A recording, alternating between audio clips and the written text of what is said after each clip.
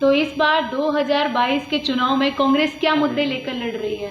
सबसे बड़ा मुद्दा भ्रष्टाचार का है, बेरोजगारी का है। यही मुद्दा है। इसी मुद्दे पे कांग्रेस चुनाव लड़ रही है अपनी बार। तो इस गुजरात में सबसे ज़्यादा बेरोजगारी, सूरत को तो बहुत लोगों को रोजगार देता है, तो क्या यहाँ पर ये मुद्दा लड़ा जा सकता है?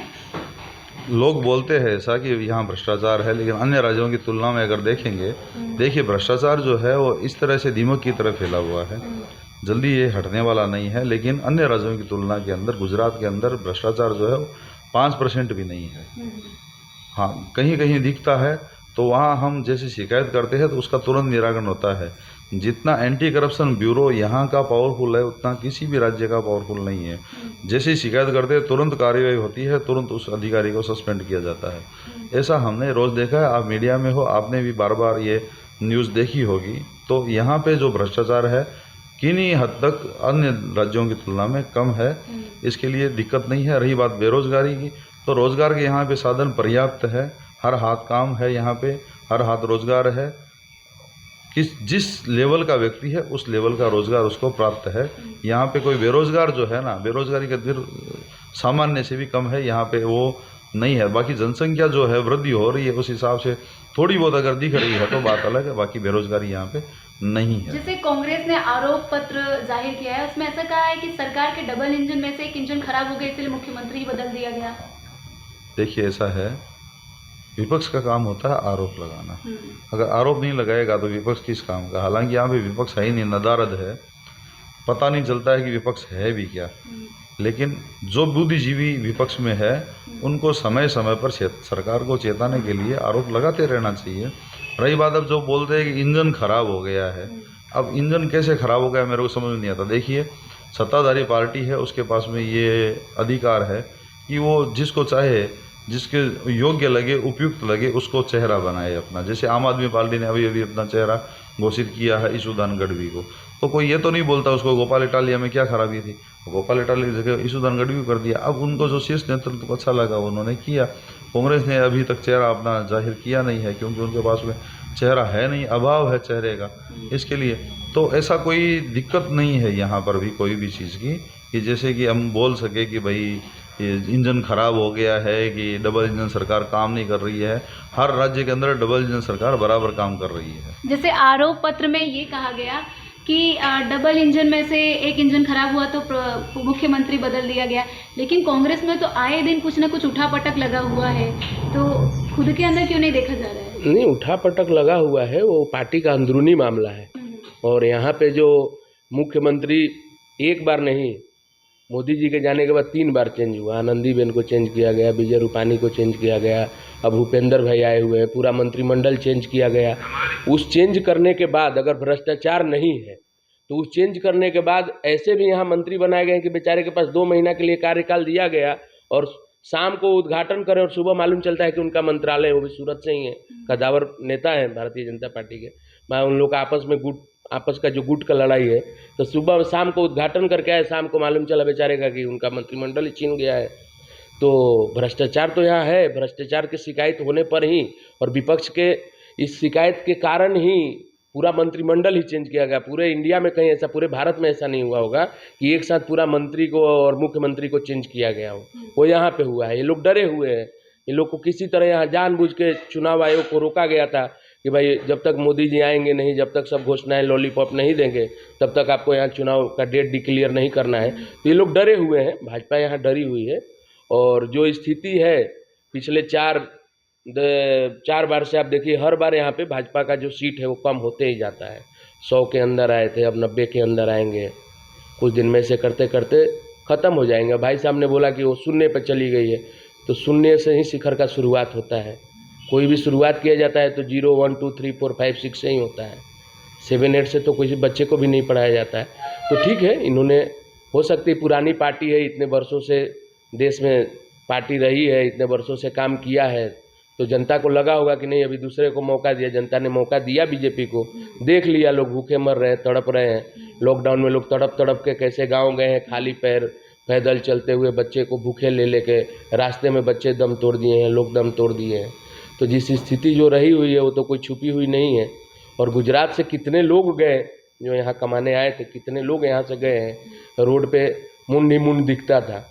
तो सब विकास विकास विकास जो चल रहा है कि झूलने से पुल टूट जा रहा है। आदमी उस पर झूल रहा है तो पुल टूट जा रहा है। रोड पे नारियल फोड़ रहे हैं तो रोड टूट जा रहा है। मेरी बात समझिए, रोड पे नारियल फोड़ रहे हैं तो रोड टूट जा रहा है, और अगर कोई जानवर ट्रेन से टकरा रहा है तो ट्रेन टूट जा रहा है। अब यही विकास रह गया है। ऐसा विकास तो आपने देखा ही है। अब यही विकास रह गया है कि झूल दिए तो पुल टूट गया। क्या हुआ? लोग झूल रहे थे, पुल टूट गया। नारियल फोड़ने गया तो रोड ही टूट गया। अरे ये कैसा रोड है भाई? नारियल तोड़ने से रोड टूट जाता है। बताइए कैसा विकास है? हाँ, वो जो पुल टूटा था, हाँ। मेरी पूर्ण संवेदना है उन मृतकों के साथ में। बहुत ये दुखद घटना थी गुजरात के लिए। ऐसी ही घटनाओं पे राजनीति नहीं होनी चाहिए। चाहे किसी ने पूर्व में की है तो भी मैं उसके लिए खेद व्यक्त करता हूँ। ऐसा नहीं होना चाहिए। वो पुल जो है वो बहुत पुराने ज़माने से बना हुआ था, उसको वापस रिनोवेशन में दिया था, और रिनोवेशन में कहीं ना कहीं कंपनी की गलती रही थी। इसके लिए वो ऐसा दुर्घटना यहाँ पे घटित हुई। मैंने मेरे सोशल मीडिया पेज पे लिखा भी था कि जो कंपनी इसका देख रेख कर रही है, रख रखाव कर रही है, उसके ऊपर आईपीसी की जो संज्ञान हत्या जो होती है एक प्रकार से मतलब आपराधिक मानव वध का केस उसके ऊपर लगाना चाहिए, क्योंकि ये उसकी पूर्णतया लापरवाही थी। तो ये नहीं होना चाहिए था, और जो भी एनओसी जिसने दी है वो भी इसके अंदर बराबर का दोषी है। तो ये ज़रूरी है ऐसा करना। लेकिन जो पुल टूट गया तो उसका कारण मैंने आपको बताया। भाई साहब बोल रहे हैं कि रोड टूट जाता है नारियल फोड़ने से।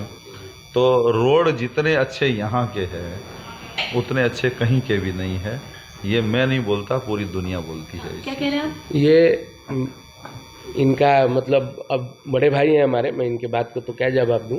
रोड जितने बढ़िया यहाँ के हैं कहीं के नहीं है, ऐसा कोई नहीं बोलता है। अगर आप पूरा देश भ्रमण करिएगा तो और भी स्टेट हैं जहाँ रोड हैं। ऐसा नहीं है रोड बढ़िया है यहीं का बढ़िया है, रोड बढ़िया है यहीं का बढ़िया है, विकास बढ़िया है यहीं का बढ़िया है। ऐसा नहीं। आप पंजाब चले जाइए, आप कर्नाटका चले जाइए, आप और स्टेट में जाइए, हर जगह रोड अच्छे हैं। रोड ऐसा नहीं है कि सिर्फ यहीं रोड है और बाकी जगह पे कच्ची सड़क है। दूसरी बात कि जो पुल टूटा है उसमें दोषी हम किसको माने? पुल का दोषी हम किसको माने? हम पुल का दोषी मानेंगे वो टिकट काटने वाले क्लर्क को, या वहाँ सिक्योरिटी का काम करने वाले गार्ड को? उस पुल का दोषी है जो बिना किसी भी समझे बुझे उस पुल को चालू करवाया, यानी कि उस कंपनी का मालिक उस पुल का दोषी है। वो मरने वालों का दोषी है जो उस कंपनी को, एक घड़ी बनाने वाली कंपनी को पुल का रिनोवेशन का कॉन्ट्रैक्ट देता है। उस पुल का दोषी है वहाँ का जो प्रशासन व्यवस्था देख रहा है वो, कि इतने लोगों की भीड़ उस पुल पे चली गई और प्रशासन क्या कर रहा है। तो उस पुल के दोषी वहाँ के किसको सजा किसको मिली? अरेस्ट कौन हुआ है? सिक्योरिटी गार्ड, टिकट काटने वाला। उनकी क्या गलती है भाई? वो मालिक जैसा बोलता है वैसा करेगा, नहीं करेगा तो कल उसको नौकरी से निकाल दिया जाएगा। एक तो ऐसे ही लोग भूखे मर रहे हैं बेचारा, उसका भी परिवार भूखे मरेगा। जैसे मोरबी की घटना हुई, तक्षशिला की घटना हुई, पहले शुरुआती कार्रवाई में निम्न स्तर के लोगों को ही गिरफ्तार किया जाता है, यहाँ पर ज़्यादातर देखा गया है। तो यही सवाल उठता है कि प्रशासन और गवर्नमेंट की अनुशासन और खास करके पुलिस व्यवस्था कैसी है? जिनके हाथ में व्यवस्थाएं होती है दोष उनका ही होता है ना। जो ऊपर शीर्ष स्तर पे बढ़ता है वो बैठता है, उसको थोड़ी पता है नीचे क्या हो रहा है। अगर जिनको गिरफ्तार किया गया है या जिनके ऊपर आरोप लगाया गया है, अगर ध्यान रखते हैं, क्योंकि स्थल के ऊपर वो थे, तो ये इतनी बड़ी दुर्घटना नहीं होती। मतलब सामान्य से अधिक जब भीड़ हुई थी तब ये हुई थी। रही बात ये कि तक्षशिला के अंदर जो आप बोल रही है, तो वो भी एक ऐसी दुर्घटना थी जहाँ पे फायर का पहले देखा नहीं गया था और फायर अचानक हो गई और तुरंत जो है बचाव कार्य नहीं हो पाया। इसके कारण ये इतनी बड़ी दुर्घटना हुई थी। तो व्यवस्थाएं जो होती है ना, जो व्यवस्था वहाँ कर रहा है वही उसका दोषी होता है। और पुलिस व्यवस्था, जहाँ तक मैं बोलता हूँ, अच्छी पुलिस व्यवस्था है। इतना बड़ा शहर है जिसके सामने अगर पुलिस बल हम देखेंगे तो एकदम नगण्य से भी कम है। इतना कम पुलिस बल होते हुए भी एकदम शांति व्यवस्था यहाँ पर है। बहुत कम ऐसे अपराध यहाँ पे है जो होते हैं। तो पुलिस व्यवस्था अच्छी है। गृह राज्य मंत्री हमारे यहीं के भी है, यहीं के ही है। अच्छी व्यवस्था उन्होंने संभाल रखी है और पुलिस की व्यवस्था बढ़िया से बढ़िया। यहाँ पर प्रशासनिक व्यवस्थाएं सब जो गुजरात में है वो बढ़िया से बढ़िया है। कोई भी किसी को भी तकलीफ नहीं है। अच्छा, तकलीफ नहीं है तभी तो बार बार बीजेपी रिपीट हो रही है। कारण क्या है उसका? भारतीय जनता पार्टी ऐसा तो है नहीं कि कोई चंदन लगा हुआ है, कोई सम्मोहन मंत्र मोदी जी फेंक देंगे और सब लोग वोट दे देंगे उनको। ऐसा तो कोई काली विद्या तो वो जानते नहीं है। उन्होंने कुछ काम किया है, काम के आधार पे वोट मांगते हैं, काम के आधार पे वोट उनको मिलता है तो सरकार बनाती है। तभी आज इतने सालों से मोदी जी काबिज है यहाँ पे सत्ता में। ये तो सीधी सी बात है ना, काम के आधार पर ही वोट मिलता है, बिना काम किए किसी को वोट मिलता नहीं है। कांग्रेस अगर कहीं पर विवेक फूट में आई है तो उसका कारण उनका काम नहीं करना है। खाली नारा दिया जाता है कि कांग्रेस नु काम बोले छे, लेकिन धरातल पे देखेंगे अगर तो कांग्रेस ने कितना काम किया है ये सब जानते हैं। गुजरात दंगाई प्रदेश था, उसको एकदम शांतिपूर्ण माहौल के अंदर अभी सर्वधर्म समभाव की तरह से एकदम सभी लोग एकदम शांति से रहते हैं। कोई यहाँ पे किसी भी दिक्कत नहीं है, सबका एकदम। अभी तो कॉमन सिविल कोड जो है, जो समान नागरिक संहिता है, वो भी लाने की तैयारी है, उसकी भी सब कुछ हो जाएगा। हो सकता है नई विधानसभा जब गठित होगी भारतीय जनता पार्टी के नेतृत्व के अंदर, तब ये भी यूसीसी भी यहाँ पे लागू हो जाएगा। तो सब कुछ अच्छा चल रहा है। यूसीसी का तो लगातार कांग्रेस विरोध करती आ रही है। कांग्रेस वोट बैंक की राजनीति करती है, इसके लिए विरोध करती है। कांग्रेस को मुसलमानों के वोट चाहिए, अन्य लोगों के वोट चाहिए। कांग्रेस का अंग्रेजों वाला सिस्टम है, इसके लिए वो विरोध करती है। वो चाहती नहीं है कि सभी समान हो जाए, इसके लिए वो विरोध करती है। जैसे आपने कहा कि गुजरात में 2 पार्टियां थी और एक बार कांग्रेस को मौका दिया और फिर बीजेपी को मौका दिया, अब तीसरी पार्टी आ रही, तो क्या जनता इस बार रुख करेगी? तीसरी पार्टी आई नहीं है, तीसरी पार्टी को लाया गया है। कौन लाया? बीजेपी लाया है। उनको मालूम है कि अभी बीजेपी के विरोध में हवा चल रहा है, तो लोगों के वोट को डाइवर्ट करने के लिए अपने बी टीम को यहाँ पर लाया गया है। वो कोई आया हुआ नहीं है कि वो कोई वहाँ से सुनते आ गया है कि यहाँ मेरी सरकार बनेगी। और वो क्या है, वो वोट काटने के लिए उनको लाया गया है कि जो भी उनके मतलब कि फेवर में लोग नहीं है, उनको किसी तरह उनका माइंड डाइवर्ट करके आम आदमी पार्टी में जोड़ा जाए। आप देख लीजिए आज जितने नेता जुड़ रहे हैं आम आदमी पार्टी में, वो बीजेपी से ही गए हुए हैं। और जहाँ जहाँ बीजेपी की बढ़िया प्रदर्शन रहा है, अब लग रहा है कि यहाँ खराब होने वाला, वहीं आम आदमी पार्टी अपना प्रचार प्रसार कर रही है। गाँव में कहीं नहीं है। आप देखिएगा रूरल में कहीं आम आदमी पार्टी नहीं देखेगी, अर्बन में दिखती है। अर्बन में बीजेपी का शुरू से ही रहा है, लोगों को भ्रमित किया गया है। तो उस हिसाब से यहाँ पे आम आदमी पार्टी आई नहीं गई, उसको सिर्फ वोट काटने के लिए कि वो वोट नाराज जो वोट है वो बीजेपी से जो लोग उब चुके हैं वो कांग्रेस में नहीं जाए, इनके लिए उनको एक वोट मशीन दिया गया है कि आप इनके यहाँ जाके जमा हो जाइए। उस वोट का कोई यूज नहीं है। आम आदमी पार्टी में वोट दीजिएगा, उस वोट का कोई यूज नहीं है। वो एक तरह से समझ लीजिए कि आपका नोटा है। ये बीजेपी द्वारा एक स्थापित की गई पार्टी है कि जहाँ जहाँ कांग्रेस लग रहा है कि सत्ता में आएगी, वहाँ आम आदमी पार्टी को लाके कांग्रेस को डिस्टर्ब किया जाता है। हार्दिक पटेल बीजेपी में आ चुके हैं, तो इससे पाटीदार का पूरा जो वोट है वो बीजेपी की ओर जाएगा? नहीं, ऐसा नहीं है। किसी एक आदमी से आ जाने से अगर सारे वोट आ जाते अगर, तब तो बहुत कुछ हो जाता। कोई एक आदमी पूरे कौम का ठेकेदार नहीं हो सकता है, कभी भी नहीं हो सकता है। जिसकी जहाँ पे विचारधारा मिलती है वो वहाँ पे चला जाता है। हार्दिक पटेल आ गए बीजेपी में, उनका हार्दिक स्वागत है, कोई दिक्कत नहीं है। अगर चले जाएंगे तो भी कोई दिक्कत नहीं है। पार्टी जो है किसी व्यक्ति से नहीं चलती है, एक व्यक्ति जो है वो पार्टी नहीं चला पाता है। सभी लोगों का समूह जो है ना वही पार्टी है। और भारतीय जनता पार्टी के अंदर जहाँ तक मैं जानता हूँ लोकतंत्र कायम है, लोकतांत्रिक पद्धति से ये पार्टी चलती है और अच्छे से चल रही है। किसी एक परिवार द्वारा हैंडल की जाने वाली पार्टी नहीं है। जहाँ तक आप कांग्रेस को देखते हैं, एक वो पारिवारिक पार्टी है, वो समाजवादी पार्टी है, वो पारिवारिक पार्टी है, आरजेडी है पारिवारिक पार्टी है, बसपा है मतलब सब ये प्राइवेट लिमिटेड संस्थान जैसे है। भारतीय जनता पार्टी है वो प्राइवेट लिमिटेड जैसा नहीं है। ये प्राइवेट है, वो भारतीय जनता पार्टी है ना, पार्टनरशिप की पार्टी है। उसमें 2 पार्टनर हैं, एक नरेंद्र मोदी और एक अमित शाह। वो 50-50 पार्टनरशिप वाली है, वो प्राइवेट लिमिटेड नहीं है, पार्टनरशिप पार्टी है।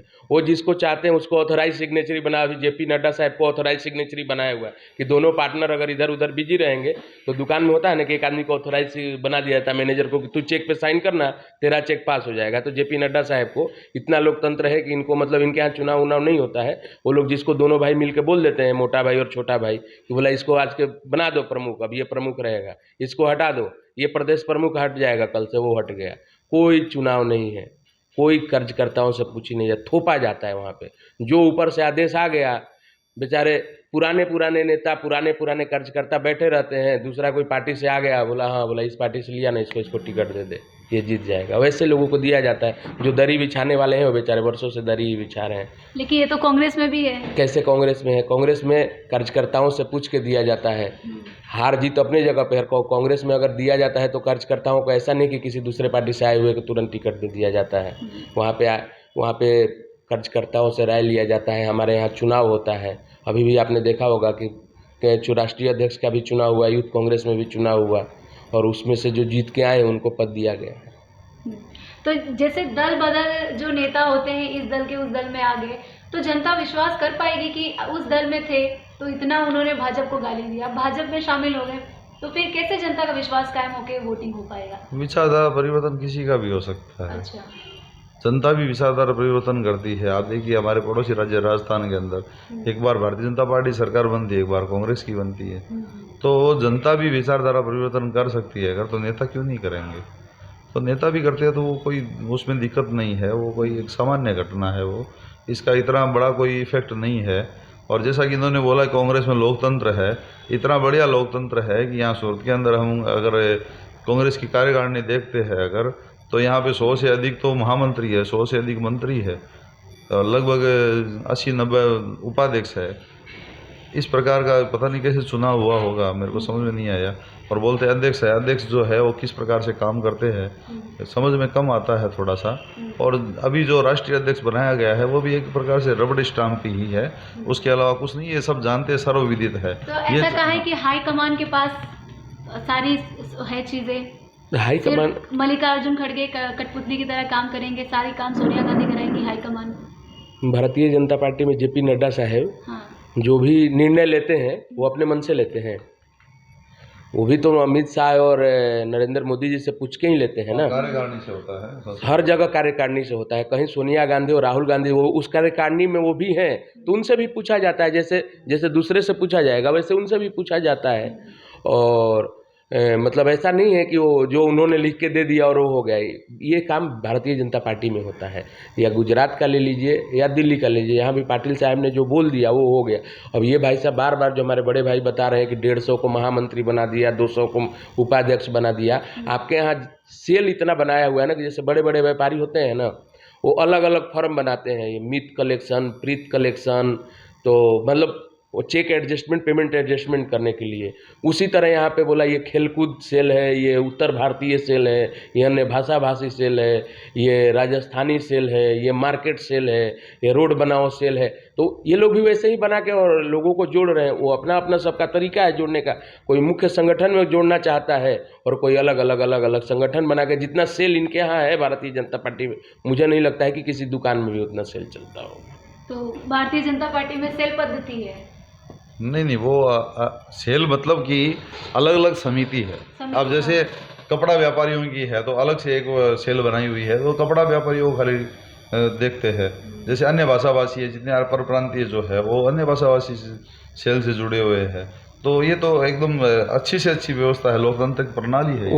वही यहाँ भी है ना भाई। आप अलग से सेल बना के जोड़ रहे हैं और हम डायरेक्ट मेन संगठन में हर तबके से, हर समाज से, हर धर्म से, हर तरह के लोगों को, उम्र वालों को, कम उम्र वालों को, सबको लेके चल रहे हैं कि भाई सबको साथ बैठाएंगे, सबकी बात सुनेंगे, तब समझ में आएगा ना कि हमको हमारी ज़रूरतें क्या है, समाज को क्या चाहिए। जैसे कांग्रेस का ज़्यादातर प्रचार सूरत में ठंडा पड़ गया है। नहीं, वो तो मोदी जी ने भी एक्सेप्ट किया ना। वो अभी भावनगर में उनका भाषण आया था कि भाई कांग्रेस को हल्के में मत लेना, वो साइलेंट में काम कर रहा है। तो हमको दिखावा, हमारे पास पैसा नहीं है ना इन लोगों की तरह कि हम रोज़ रैली करें, रोज़ बाइक रैली निकालें, टीवी स्क्रीन लगाएं। हमारी पार्टी ईमानदार पार्टी है, इनके जैसा लुटेरी पार्टी तो है नहीं कि भाई वो ऐसा करेगा। भारतीय जनता पार्टी तो क्या है, वो तो पैसे वालों की पार्टी है। जितने आपको पैसे वाले लोग मिलेंगे, जितने गरीब मिलेंगे, आप पूछ लेना किधर, बोले कांग्रेस। तो गरीबों की पार्टी है। कितनी सीटें कांग्रेस की सूरत में? 16 सीटों में से 16 में से 16 की बार कांग्रेस का जा रहा है। 16 में से 16 कांग्रेस, पूरा कांग्रेस। चलो हम इस चर्चा का अंत करते हैं। तो बताइए बीजेपी की कितनी सीटें होगी 16 में से? कितना बढ़िया बोला है कि दिल को खुश रखने को गालिब ये ख्याल अच्छा है। अगर दिल को खुश करना है अगर, तब तो ये ख्याल अच्छा है। बाकी सर्वविदित है, जनता जनार्दन है, सब जानते हैं। पिछली बार 16 में से 15 सीट भारतीय जनता पार्टी के पास में थी और इस बार 16 में से 16 सीट जो पार्टी के पास में एक भी सीट नहीं थी, जो अभी शून्य पे चल रही है, अगर उसके कार्यकर्ता अगर ये बोलते हैं, उसके फॉलोअर जो है या उसके सपोर्टर है या उसके विचारधारा रखने वाले व्यक्ति अगर 16 में से 16 दिलाते हैं अगर, तो मेरे को 182 में से 182 सीट भारतीय जनता पार्टी को देनी चाहिए। लेकिन मैं ये नहीं बोलता कि 182 आएगी। मेरे को लगता है अब की बार 150 पार भारतीय जनता पार्टी करेगी। माधव सिंह जी सोलंकी जो है, उनका रिकॉर्ड जो खाप थ्योरी से उन्होंने बनाया था वो अब की बार भंग होगा। उसका श्रेय जो है वो सारा का सारा प्रदेश अध्यक्ष CR भाई पाटिल को मिलेगा, क्योंकि उन्होंने एक बहुत बढ़िया एक रचना की है पेज समिति की। पेज समिति के कारण भारतीय जनता पार्टी को भव्य विजय यहाँ पे प्राप्त होगी, उसमें कोई दो राय नहीं। उन्होंने हर तबके के हर व्यक्ति को, हर पेज के लोगों को उन्होंने जोड़ दिया है पेज समिति बना करके, और वो पेज समिति जो है बहुत बढ़िया काम करेगी। और पाटिल साहब के नेतृत्व के अंदर माधव सिंह जी सोलंकी का जो रिकॉर्ड है 150 वाला, वो टूटेगा और 150 से अधिक हो सकता है, 160 आ जाए, 70 आ जाए, हो सकता है 182 पूरी आ जाए। मैं नहीं बोल सकता भविष्य गर्भ में क्या होगा वो मेरे को नहीं पता, लेकिन 150 पार भारतीय जनता पार्टी कर जाएगी।